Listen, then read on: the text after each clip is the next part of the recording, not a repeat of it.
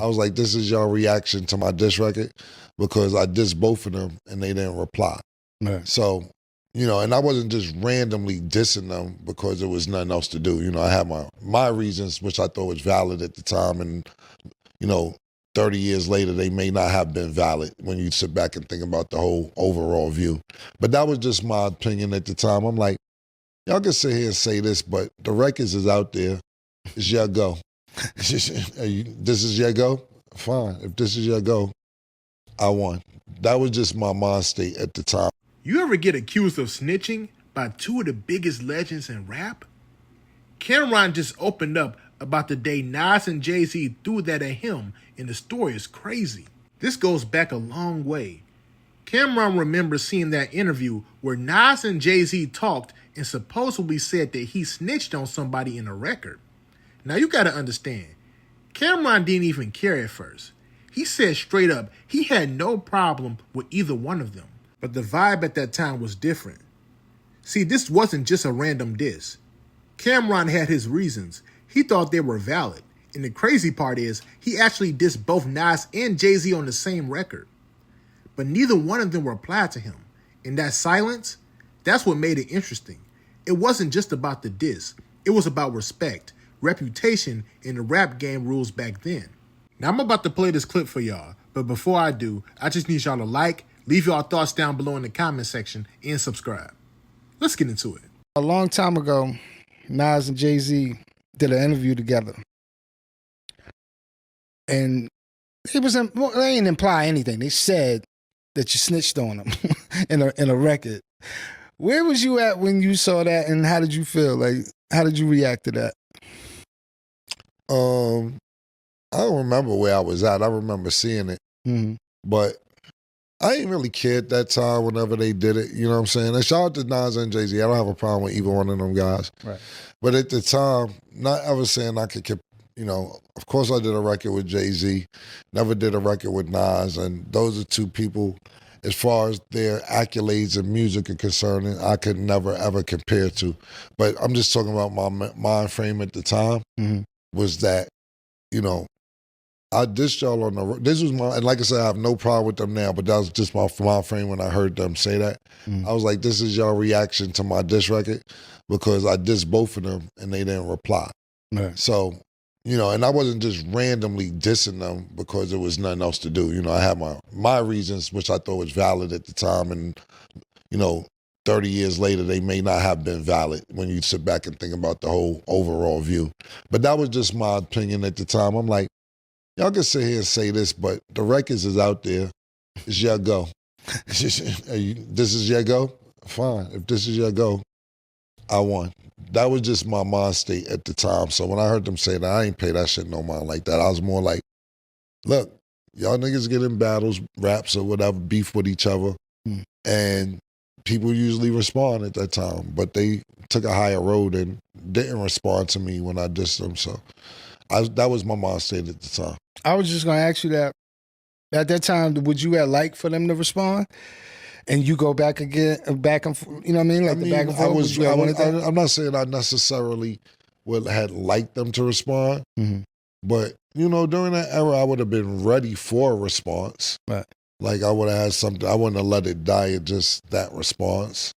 When you're during that era, when you're doing battle raps, let's just take Nas and Jay-Z's beef for instance, right?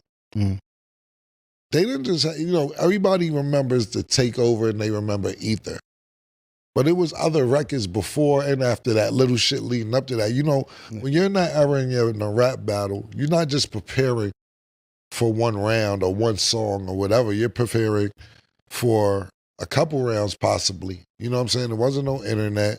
It wasn't no social media. The radio played it, et cetera, et cetera. So you're not just expecting boom, boom, and that's the end of it. Jay-Z had more than the Takeover and Nas had more than Ether. So yeah, I would have been ready or tried to be ready for if they made a response to that. But it just didn't happen. And, looking back on it, it's cool. I'm glad it didn't happen. I'm just answering the question to you, my mind state at that particular time. I didn't care if they were saying I snitch or anything like that. My mind state was more like, oh, y'all niggas ain't getting in the booth. Oh, well, or whatever. But that was just a mindset I had. But when you think about it now, being that we're more grown, you think you overreacted a little bit? Because all he really said on the radio was he didn't like the album.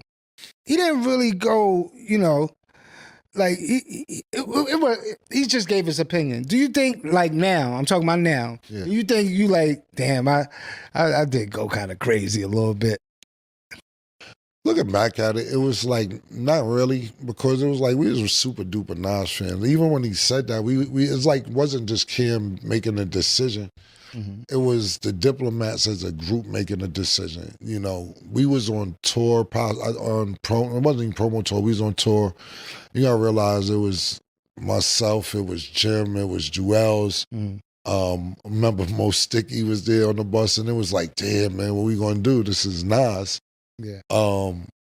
We fucking grew up listening to Nas, but Definitely. it was kind of like, damn, it's our go, and niggas is shitting when it's our go. You know what I'm saying? Like, it wasn't just us he dissed or me he dissed. He dissed Noriega. It was Noriega's go. Yeah. He dissed Nelly. It was Nelly's go. Whether he liked what we were rapping about or not, it was our go. And that's what I felt, that you're trying to stagnate what we're trying to do. Yeah. Our go. Like, it's our go. And we didn't do nothing to you. It was Hot 97 you was beefing with. Like, what the hell did we do? Angie, this Flex. He went crazy. Yeah, that's what I'm saying. Like, so it wasn't, and listen, that was one of the toughest decisions we had to make as a group, because it was like, damn, we love this nigga. What the fuck we did to him? It wasn't us, it was the radio. You had a night to think about it, or you went to the studio that night? Nah, we actually had to fly back. We wasn't in New York. we was somewhere else, and we flew back and did like 3 mixtapes in a day, or 2 mixtapes in a day. Think about it. I think it was Diplomat 2, and I think we did a whole mixtape. I don't remember, but it wasn't one song. It was a whole mixtape we flew back to do, and then flew back the same night and got back on tour. So we did all that shit in one day, all of us.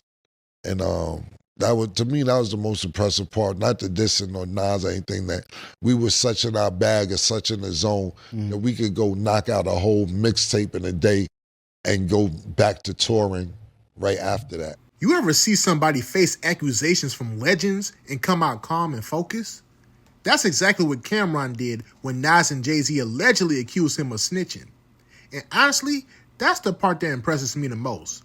He didn't let ego take over. He didn't start beefing. He stayed focused on his art and kept building his brand. That's something that a lot of people in the rap game could learn from. When you really think about it, this wasn't just a diss record or a comment in an interview. This was about reputation, respect, and knowing how to handle pressure in a business that moves fast. Cam's ability to step back, recognize what mattered, and keep moving is a lesson in strategy. He's not just thinking as an artist, he's thinking like an entrepreneur. Dipset went from street mixtapes to multi-million-dollar business moves, proving mindset is everything.